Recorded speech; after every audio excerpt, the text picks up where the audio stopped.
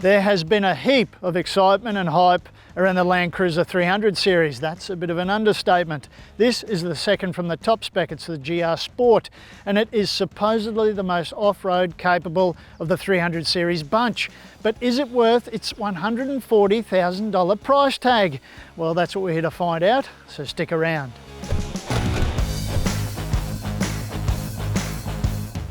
Remember, if you want to know something in particular about this vehicle, there are time codes on your screen now, so you can jump ahead to the section that interests you.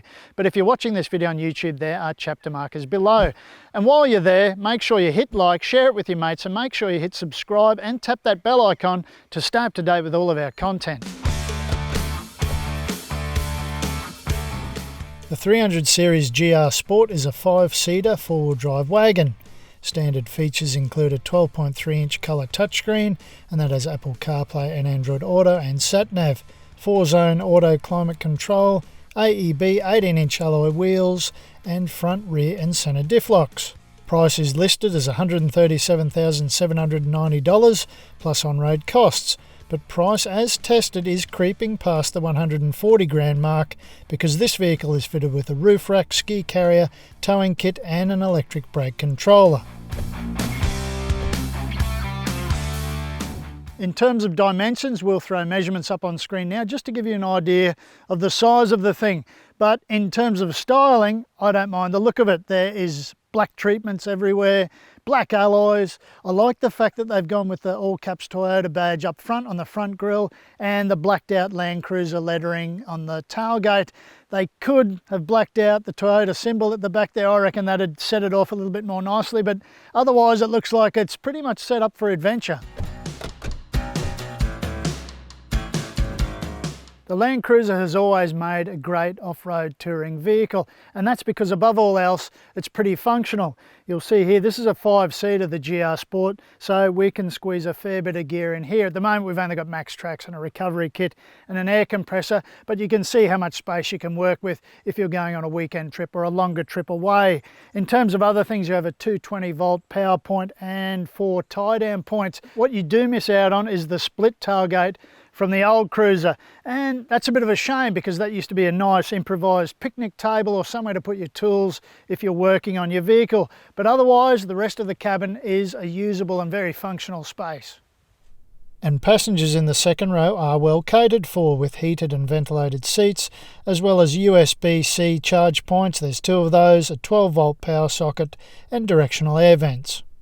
But I reckon you're most interested in what's going on up front, and for good reason.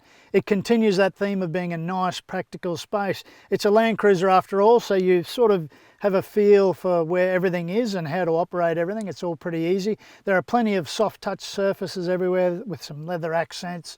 It all looks really nice. There's some GR Sport branding on the headrests, but in terms of practicality, the main cabin is dominated by this 12.3-inch touchscreen, and that's easy enough to use, and that offers wired Apple CarPlay and Android Auto. It's got a wireless charging pad here, which works pretty well for us, and it's got USB and USB-C charging points. And as well, bit of a bonus, you have spent 140 grand after all, you get a cool box in the middle.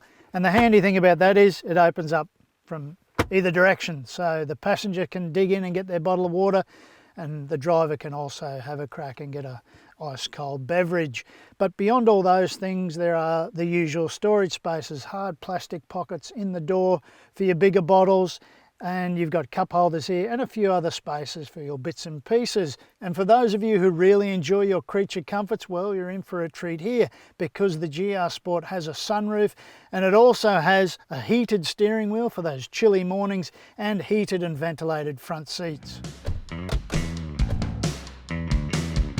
The 300 series range has a 3.3 litre V6 twin turbo diesel engine, and it produces 227 kilowatts and 700 newton meters. Now, a lot of people were worried about this engine replacing the V8, but they needn't be concerned. There's more power and torque here, and according to Toyota, it is more efficient. Now, all of that is harnessed by a 10-speed automatic transmission. The GR Sport's payload is listed as 650 kilograms, and that's the lowest in the 300 series range. Towing capacity is 750 kilograms unbraked and 3,500 kilograms braked.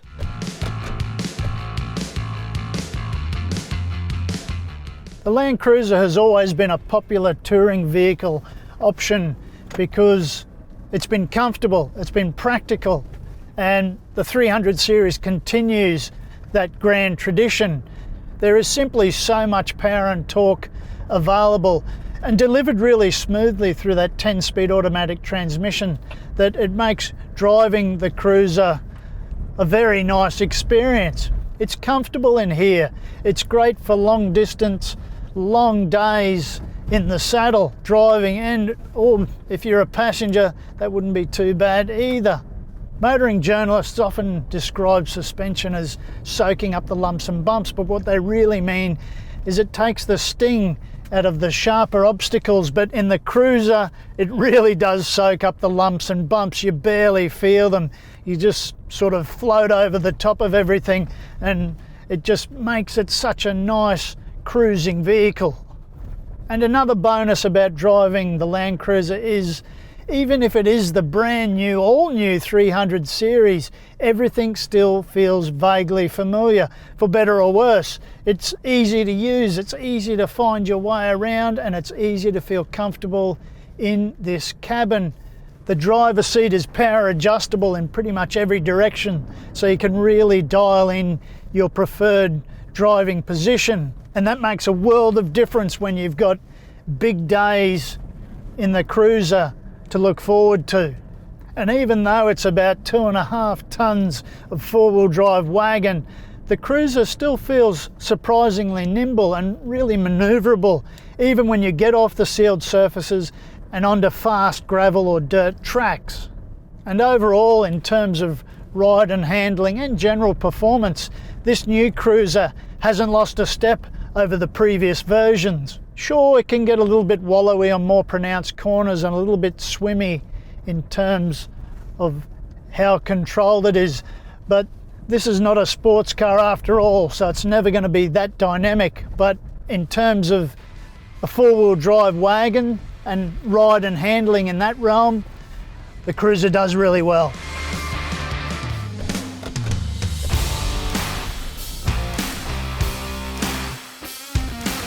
And one of the GR Sport's main points of difference with the other variants in the 300 series lineup is the fact that it has the electronic, kinetic, dynamic suspension system.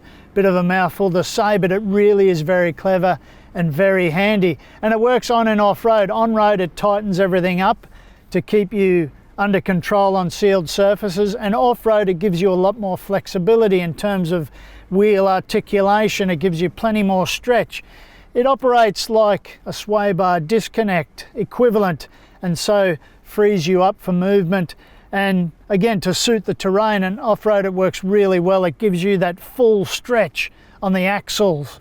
The electronic traction control in the Cruiser is pretty damn good. We're getting up this hill without any diff locks engaged, front, rear or center, and it's just eating it up.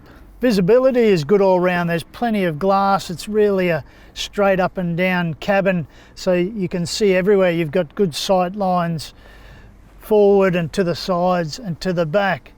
Steering is nice and light, and it gives a Cruiser, which is a considerably large vehicle, a real light feel about it, a nimble, a manoeuvrable feel about it. Throttle response is good, and that allows you plenty of control and to sustain a nice, safe, stable momentum. And whether it's in four-wheel drive low range, just tapping into all of that torque, that's 700 newton meters of torque across a nice wide rev range, or whether you're using the electronic traction control system that is calibrated so well now that it works pretty much perfectly off-road, or if you're using the front and rear and center diff locks, the Cruiser is near unbeatable on the rough stuff. So as well as having great low range gearing, a really well calibrated off-road traction control system, and lockers pretty much everywhere you could ask for, it's just all of those things combined, and everything is so finely tuned. It really does suit four-wheel driving and hardcore four-wheel driving, this is really capable of it. It may need some new tyres. The all-terrains, as standard on the GR Sport, aren't up to scratch, but you just swap those out with some more aggressive ones. That's really only the one chink in the GR Sport's armour when it comes to four-wheel driving. This cruiser's multi-terrain select system gives you the option of dialling in your drive modes. That includes sand, snow, mud, rocks and dirt. And that just tweaks everything to suit the conditions, to suit the driving style and to suit the terrain. And whereas before things like downhill assist control and especially crawl control were a little bit clunky, now they've really been reined in and they work supremely well when it comes to the crunch.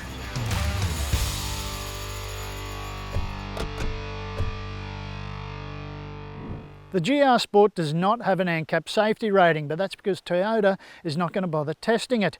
But rest assured, the remainder of the 300 series lineup do have the maximum 5 stars. Now, the GR Sport does have a full complement of driver assist tech, including AEB, lane departure alert, trailer sway control, and of course it is loaded with all of that off-road driver assist tech, including crawl control, front, rear and centre diff locks, and a pretty handy electronic traction control system. Official fuel consumption is listed as 8.9 litres per 100 kilometres, and that's on a combined cycle. I recorded an actual fuel consumption on this test of 13.4 litres per 100 kilometres.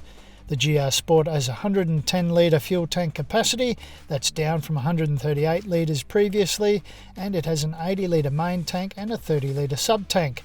So that fuel consumption figure would give me an effective touring range of about 760 kilometres, and that includes a safe distance buffer of 50 kilometres. The 300 series range is covered by a 5-year unlimited kilometre warranty. Engine and driveline coverage stretches to 7 years, but that's only if you maintain logbook servicing. Roadside assistance costs extra. Service intervals are 6 months or 10,000 kilometres. The cap price servicing plan now covers the first 5 years or 100,000 kilometres of ownership, and that works out at $375 per service, so a total of $3,750 for the first 10 services. With the 300 series, Toyota has really finessed the LandCruiser formula. This supreme off-road touring platform is now even better. It's even more comfortable and more capable, and it's even easier to drive than the 200 series before it. But is the GR Sport worth $140,000? Well, if you like heated and cooled everything with a fair dash of luxury, then it probably is. But for my money, I'd opt for a GX or a GXL, that way saving a whole bunch of cash, and I'd spend that money on aftermarket accessories and gear it up how I'd want to for adventure.